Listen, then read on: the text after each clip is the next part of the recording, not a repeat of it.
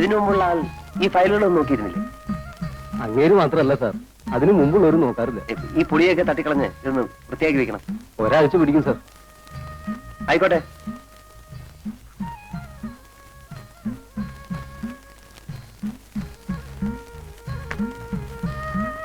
ഉണ്ടോ? ആ ഉണ്ട്. നമസ്കാരം. ഞാൻ ഇന്നലെ വൈകുന്നേരം ഒന്നും കൂടെ ഇറങ്ങണമെന്ന് വിചാരിച്ചതാ. അവിടെ ഈ സ്റ്റേജ് അഴിപ്പിക്കാനും മൈക്കിന്റെ ആളിനെ പറഞ്ഞു വിടാനും വേണ്ടി കൂടെ നിൽക്കേണ്ടി വന്നു. ഈ നാട്ടുകാരുടെ മുമ്പിൽ ഒരു ഉത്സാഹിയായിട്ട് നിന്നാലല്ലേ അടുത്ത തിരഞ്ഞെടുപ്പിനെങ്കിലും ഒന്ന് കടന്നുകൂടാൻ പറ്റും. അപ്പോ തെരഞ്ഞെടുപ്പിനൊക്കെ നിൽക്കാറുണ്ടല്ലേ? ഉണ്ട്. പ്രായപൂർത്തി വോട്ടവകാശം തുടങ്ങിയ അന്ന് മുതൽ ഇന്ന് വരെയുള്ള എല്ലാ തെരഞ്ഞെടുപ്പിലും ഞാൻ മത്സരിച്ചു. പക്ഷെ ഒരു പഞ്ചായത്ത് മെമ്പർ ആവാൻ പോലും ശങ്കരൻ നായർക്ക് സാധിച്ചിട്ടില്ല. നാട്ടുകാരുടെ ഭാഗ്യദോഷം, അല്ലാതെ എന്ത് പറയാനാ? അല്ലേ സാറേ? അപ്പോ താമസമൊക്കെ ഇവിടെ തന്നെ ആക്കിയല്ലേ? അതാ ഇപ്പൊ ഒരു ബുദ്ധിമുട്ട്. ഇതിനു മുമ്പുണ്ടായിരുന്നാൽ ഇതിന്റെ പുറയിലാ താമസിച്ചേ. ആ, അതുകൊണ്ട് ഞാൻ ഇന്നലെ അവിടെ കിടന്നു. ഈ പാറ്റ എട്ടുകാലിയെ കൊണ്ട് ആകെ വൃത്തിയായിട്ട് കിടക്കുക. എലികളാണെങ്കിൽ എണ്ണിയാ തീരാത്തത്രയുണ്ട്.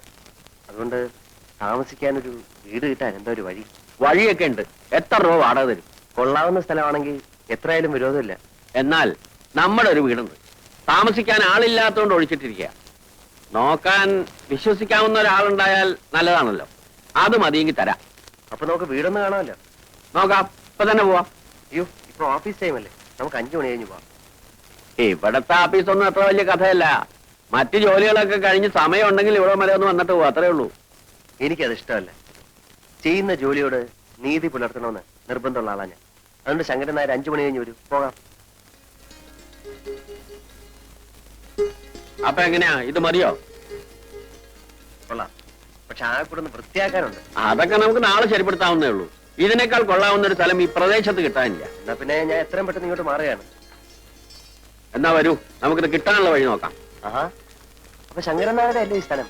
ശങ്കരൻ നായരുടെ അല്ലേ എന്ന് ചോദിച്ചാൽ, ഇവിടെ വടക്ക് പുഴയ്ക്കക്കരെ താമസിക്കുന്ന പറഞ്ഞാൽ തിരിയാത്തൊരു കൃഷ്ണൻകുട്ടി നായരുണ്ട്. അയാളുടെ ഒരു ഉറ്റ സ്നേഹിതനുണ്ട്, ഒരു രാരിച്ചൻ നായർ. അയാൾ എന്റെ സ്നേഹിതനാ. അയാള് പറഞ്ഞാൽ ചിലപ്പോ കിട്ടിയിട്ടു. അങ്ങോട്ടൊന്ന് എഴുന്നേറ്റ്.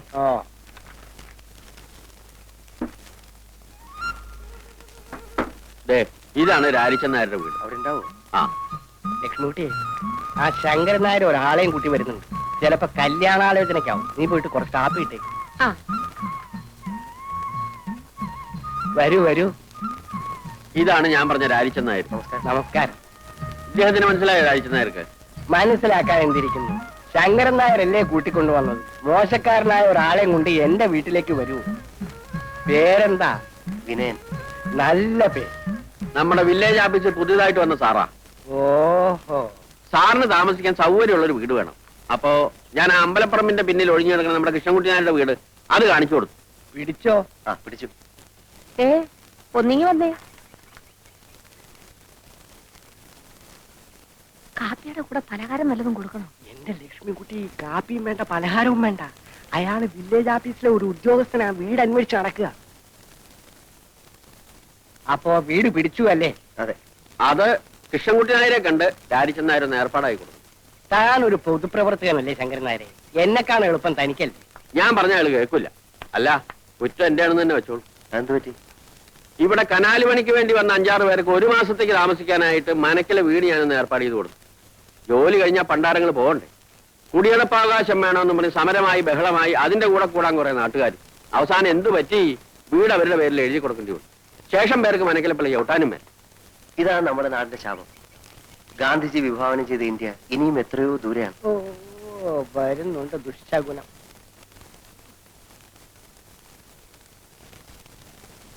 ഇതല്ല, വില്ലേജ് ഓഫീസറ. എന്നെ കാണാൻ വന്നതാ. ആഹാ, എവിടെയാ നാട്? എറണാകുളം. എറണാകുളത്ത് എന്ന് വെച്ചാൽ ടൗണിൽ തന്നെ. വലിയൊരു കുടുംബത്തിൽ പറഞ്ഞ പയ്യനാ. ഈ നാട്ടിൻ പ്രദേശത്ത് ഇങ്ങനെ ജോലിക്ക് വരേണ്ട ഒരാവശ്യമില്ല. പിന്നെ ഒരു തമാശയായിട്ട് ഇങ്ങനെ വന്നേ ഉള്ളൂ. അങ്ങനല്ല. ജീവിതത്തിൽ കുറച്ച് പ്രിൻസിപ്പിൾസ്, കുറച്ച് ആദർശങ്ങളൊക്കെ ഉള്ള ആളാ ഞാൻ. എനിക്ക് എന്റേതായിട്ടുള്ള ചില ഇഷ്ടങ്ങളുണ്ട്. ഏതായാലും വീട് ഇഷ്ടമായല്ലോ. കൃഷ്ണൻകുട്ടി ആരെ കണ്ട് ഞാൻ ഏർപ്പാടാക്കി തരാം. പക്ഷെ സ്ഥലമൊക്കെ ഒന്ന് വൃത്തിയാക്കണം. എങ്ങനെയാവോ വേണ്ടത്? മുറ്റത്തെ പുല്ലൊക്കെ ചെത്തിക്കളഞ്ഞ് ചുവരൊക്കെ വെള്ളയടിച്ച് 4 ചുറ്റും ചെടിച്ചട്ടികളൊക്കെ വെച്ച് ഭംഗിയുള്ള ഒരു കൊച്ചു വീടാക്കണം.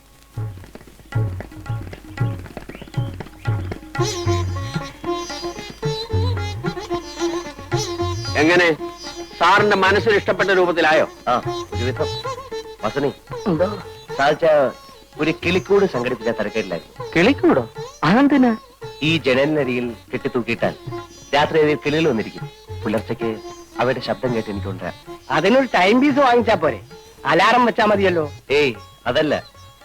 അപ്പോ ഈ ആഹാരത്തിന്റെ കാര്യത്തിൽ എന്താ കണ്ടിരിക്കണേ? എന്റെ വീട്ടിൽ നിന്ന് കൊടുത്തയക്കാം. അയ്യോ ഇത് വേണ്ട മാവ, അമ്മായി വെക്കുന്നൊന്നും സാറിന് ഇഷ്ടപ്പെടില്ല. ചേട്ടന്റെ വീട്ടിൽ നിന്നാകാമല്ലോ. ഒരു വിരോധമില്ല, പക്ഷേ അയ്യോ അതൊന്നും വേണ്ട. ആഹാരം സ്വയം പാകം ചെയ്ത് കഴിക്കുന്ന എനിക്കിഷ്ടം.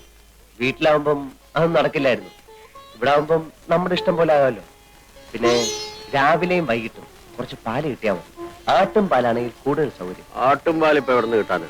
പശുവും പാലാണെങ്കിൽ എന്റെ വീട്ടിലുണ്ട്. 2 നേരവും കുട്ടികളുടെ കയ്യിൽ ഞാൻ കൊടുത്തയക്കാം. സാറിന് ആട്ടും പാലാണ് ആവശ്യം. അത് സാറ് ഇടുന്നെങ്കിലും അല്ല, പശുവും പാല് മതി. കിട്ടാൻ എളുപ്പം അതാണല്ലോ. അതാ നല്ലത്. അപ്പോ ആ കാര്യം രാരിച്ചെന്നാർ ഏറ്റു ഇല്ലേ? ഏറ്റു. ഇനിയിപ്പോ ഞങ്ങൾ എന്തെങ്കിലും ചെയ്യുന്നതായിട്ടുണ്ടോ? ഇത് തന്നെ വലിയ ഉപകാരം. മനസ്സിലുണ്ടെങ്കിൽ ജോലി, മനസ്സിലുണ്ടെങ്കിൽ ഗ്രാമം, നല്ലവരായ ആൾക്കാർ. ഇതിൽ കൂടുതലൊന്നും എനിക്ക് വേണ്ട.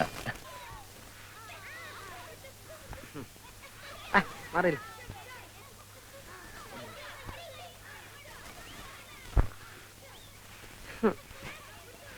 അമ്മായി, ഈ അമ്മാവൻ എന്താ ഇങ്ങനെ ആയിപ്പോയെ?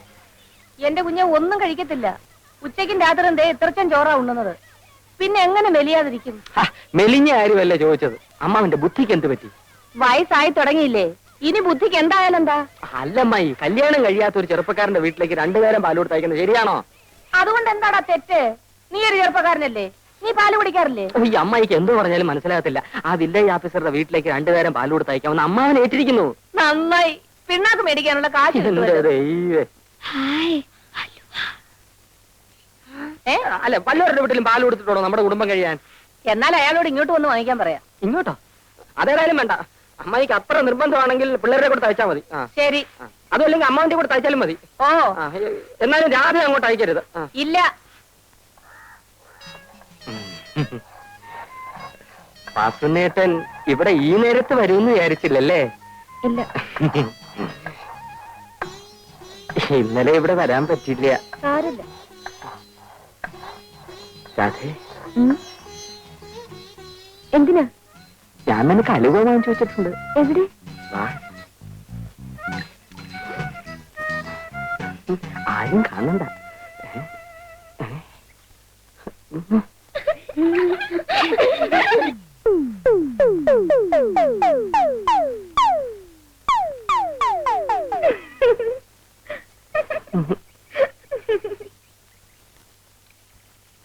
വാസനേട്ടാ, നാളെയും കൊണ്ടുവരുമോ?